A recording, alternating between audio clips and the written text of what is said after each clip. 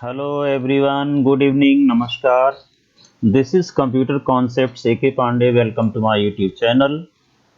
जैसा कि सभी को ज्ञात है कि CBSE की 12वीं की परीक्षा रद्द होने के बाद अब छात्रों को उसके रिजल्ट का बहुत ही बेसब्री के साथ इंतजार है। सभी छात्र ये जानना चाहते हैं कि उनका जो रिजल्ट है वो किस बेसिस पे तैयार किया जाएगा, किस आधार पर तैयार किया जाएगा। वहीं अगर हम माने तो मीडिया के तमाम रिपोर्ट्स, न्यूज़पेपर्स और टीवी के कुछ चैनल्स ये बताते हैं कि CBSE 12वीं कक्षा के स्टूडेंट्स के जो रिजल्ट हैं वो 2021 का जो तैयार करने का जो फार्मूला है वो 10वीं 11वीं और 12वीं के मार्क्स के ऊपर निर्भर करेगा। कुछ परसेंटेज 10वीं क्लास के फाइनल मार्क्स के और कुछ परसेंटेज 11वीं के फाइनल परीक्षा के और 12वीं के प्री बोर्ड के मार्क्स के आधार पर रिजल्ट तैयार किया जा सकता है, ऐसा लोगों का मानना है। तो जो 13 सदस्यीय कमेटी जो बनी थी, 13 members committee is in the favour of formula 30-30-40। 30:30:40 का क्या मतलब है, मैं आपको इसे डिटेल में समझा देता हूँ। तो जो 13 सदस्यीय समिति का जो गठन किया गया था 1 जून को, CBSE द्वारा 13 सदस्यीय कमेटी जो बनाई गई थी 12वीं कक्षा के छात्रों का जो इवेल्युएशन क्राइटेरिया बनाने के लिए, तो उसका जो उसकी उसकी जो राय है वो है 30:30:40। इस फार्मूला के पक्ष में वो 13 मेंबर्स की कमेटी ज़्यादातर है।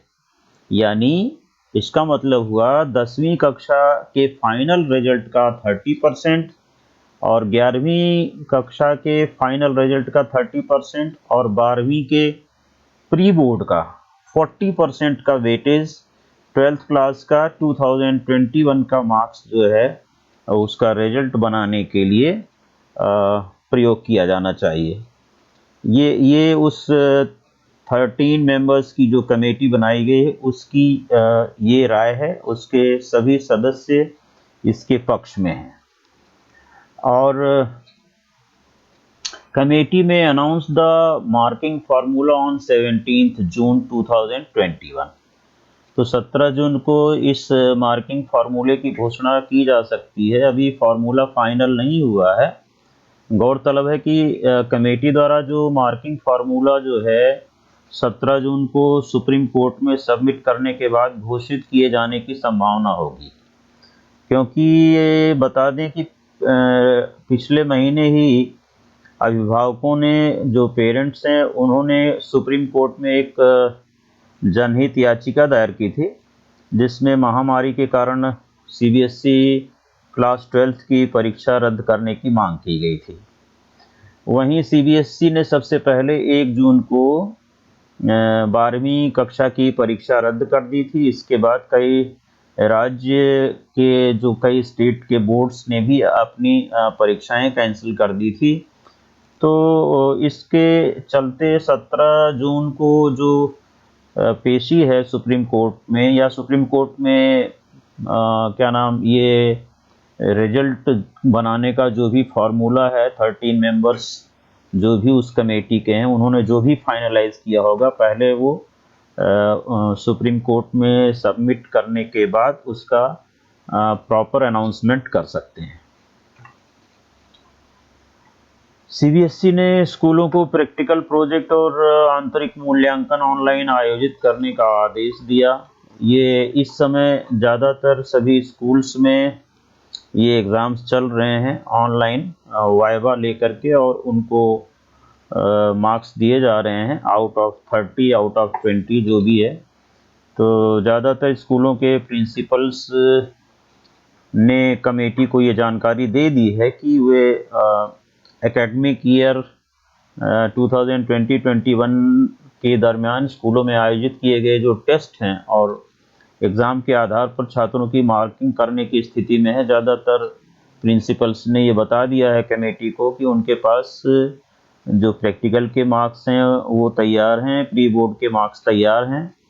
और जिन स्कूलों में प्रैक्टिकल पहले इस कोविड पैंडमिक से पहले आयोजित नहीं किए जा सके थे या बीच में सस्पेंड करना पड़ता था, उन्हें ऑनलाइन प्रैक्टिकल टेस्ट और ओरल जो है वाइवा के फॉर्म में उसे आयोजित करने का निर्देश दे दिया गया है और वो इस समय आयोजित किए जा रहे हैं। हर स्कूल में ज़्यादातर प्रैक्टिकल एग्ज़ाम्स ऑनलाइन चल रहे हैं जहां पर रह गए थे। गौरतलब है कि 12वीं कक्षा के जो इंटरनल असेसमेंट के मार्क्स जो है 28 जून तक सीबीएसई की आधिकारिक वेबसाइट पर, जो सीबीएसई ने लिंक प्रोवाइड किया है, उस पर अपलोड किया जाना है।